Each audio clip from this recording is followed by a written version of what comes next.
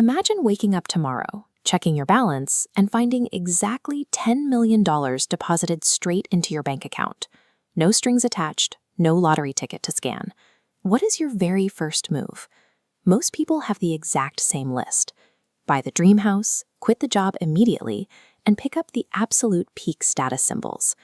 We lean into the Lamborghini because we are buying an identity, prioritizing the social signal over the simple need for transportation. But if you look at the track record of people who actually receive sudden, massive windfalls, a strange pattern emerges.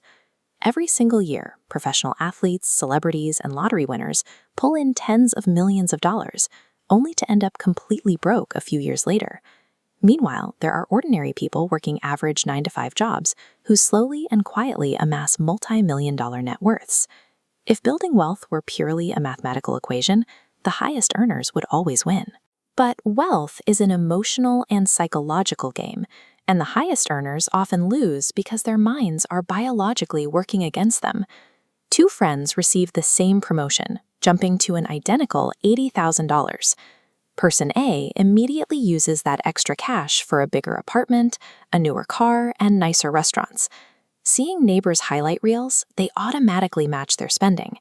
This reaction happens because our retail environments are built to bypass logic entirely.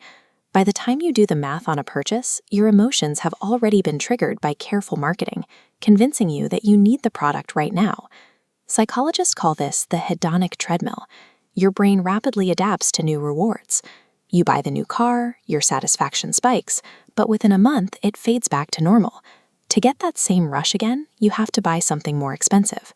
Person B takes a different route. Instead of asking what they can buy with their new raise, they ask what those purchases will actually cost them in the long run. They ignore the status symbols and quietly funnel their extra income into assets no one else can see. Earning more money without controlling your psychological impulses simply creates lifestyle inflation. If your desires scale up every single time your paycheck does, you will eventually own nothing but expensive memories. Now, watch what happens when both of these individuals take whatever they've managed to save and try to multiply it in the financial markets. This graph illustrates the two emotions controlling every market cycle. When prices surge, greed takes over. People panic they'll miss out, buying in at the absolute peak. When the market inevitably drops, greed turns to fear, and they sell everything at a heavy loss. We do this because our brains are simply ancient hardware. They evolved to react instantly to physical threats. Those exact same survival instincts kick in when we see a stock portfolio dropping, forcing us to abandon our long-term strategy just to feel safe in the moment. History's most successful investors figured out that their true competition remains their own biological emotions, not other traders. As Warren Buffett famously put it, the secret is to be fearful when others are greedy and greedy when others are fearful. The financial market acts as a highly efficient machine. It transfers wealth directly away from the emotionally reactive and hands it straight to the emotionally disciplined. Here is the final rule of the wealth mindset. Money acts as a massive magnifying glass. It scales your core identity rather than changing who you are.